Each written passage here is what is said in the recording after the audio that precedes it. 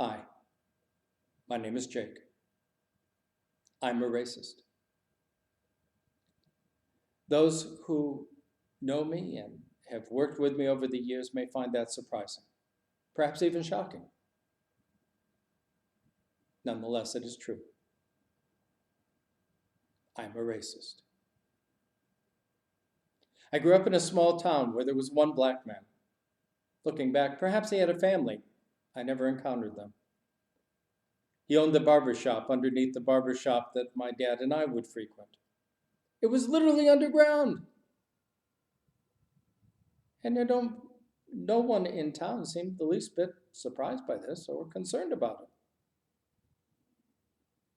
My dad often spoke highly of him as a respected member of the community and a businessman. And yet, despite this limited encounter with people of color, notwithstanding my native brothers and sisters, by the time I was a young man, I had been programmed to the point where if I encountered a black male, I was taught that my first response should be fear and terror, and that I should be prepared to either run or defend myself, and that I should look upon black females as either Aunt Jemimas or whores. It was subtle, but convincing, and oh, so effective. So effective that despite all the education, all the sensitivity training, all the anti-racism encounters, having very good and dear friends and trusted colleagues that are black, despite all of that, I struggled day in and day out to keep from taking a drink from that bottle of racism, to succumb to the stereotypes, to the prejudices, to seeing them as somehow lower on the humanity pole, to viewing them as them, those people. Even when I am with those I love and trust, it is always with me, simmering below the surface. One of my friends called me on it one day, ironically, when I was trying to be most anti-racist. He said, Jake, even your anti-racism is racist. I argued for a while, but the truth was he was right. I am a racist. And I must learn to deal with that. The truth is we all are racist.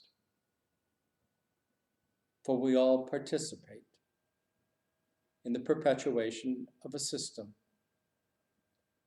that thrives on the myth that it is best for this nation when one group has their knee upon the throat of another. It is woven into the very fabric of this country and our society. Over the years, the colors have changed. The countries of origin have changed. The nationalities have changed. The ethnicities have changed. The genders have changed. The sexual orientations have changed. But the one constant has been the systemic and systematic holding down of those whose color is black, face down on the street, with the knees of our laws and our lynchings on their throats.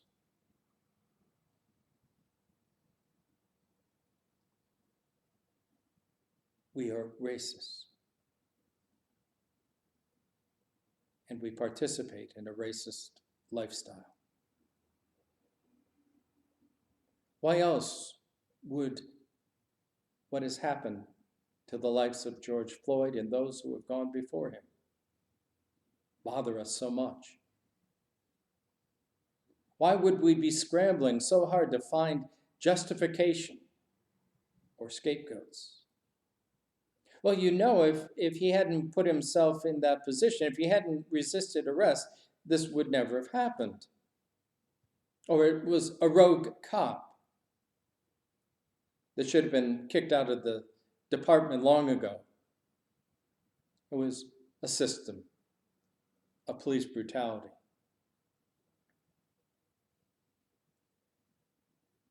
It was systemic. It was about poverty and power. We look at the reactions, the violence. We blame it on leftists, anarchists, or rightist white supremacists. I know, let's blame it on those liberals in Congress or that fascist in the White House. We blame it on our economic system that is systemically racist. And yet those enlightened of us like our portfolios just as well as anybody else. We in the religious community like to talk about systemic evil. It's funny how that system never quite engulfs us. And yet, the truth is, we are all racists. We are all part of the system. And in a sense, part of the problem. As Jesus so eloquently said, until you take the log out of your own eye, you can't begin to take the splinter out of your neighbor's. And yet, oh, how we want to help. How we want to take all these feelings that we are having and channel them into something productive.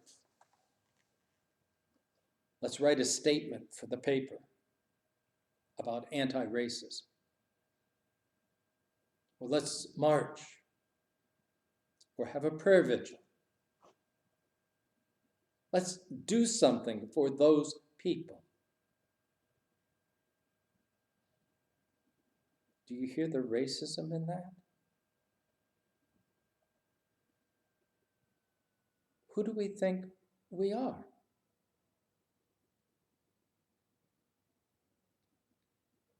A number of years ago, I was at a gathering in Chicago. The table I was seated at included one white person, and that was me. I'm not sure what our assignment had been, but the conversation soon began to be a telling of stories of what it was like to grow up Black in this country. And the guys that sat around my table were from the East and the West Coast and from rural America, from North and South and from the Midwest. And yet their stories rang with such haunting similarity. They were horrific stories.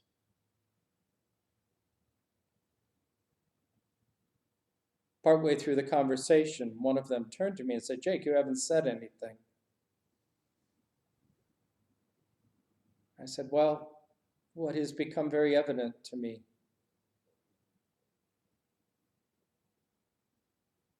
is that I sit at this table having been given privilege and power based solely on the color of my skin and my gender. But that I recognize with that power comes responsibility. And that responsibility is not to speak, but to listen. I need to hear your stories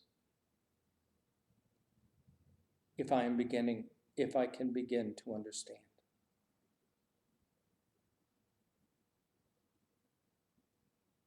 Our first step, if we are truly serious about healing this country, is to listen. To find ways of bringing together those of color and us together. And I think the church has a great role in that. A far better role than being the background for a photo op. To engage in serious conversation about what it is like for others to experience the world we know so differently. And not to be quick to act on their behalf, to or for them, for that too is racist and presumptuous. But to walk with them in finding ways of being community together. For Martin Luther King was right. If we don't listen, and we haven't listened, violence is the only language left to them.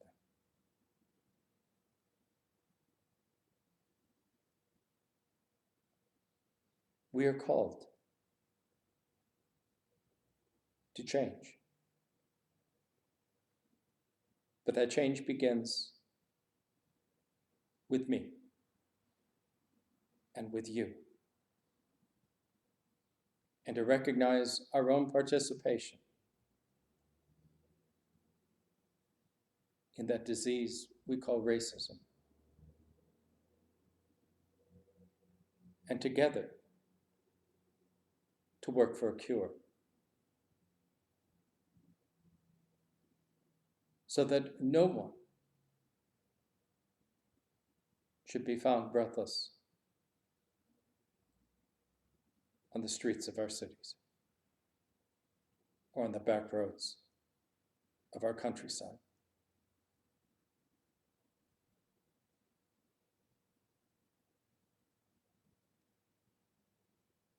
I found I could not sing this morning.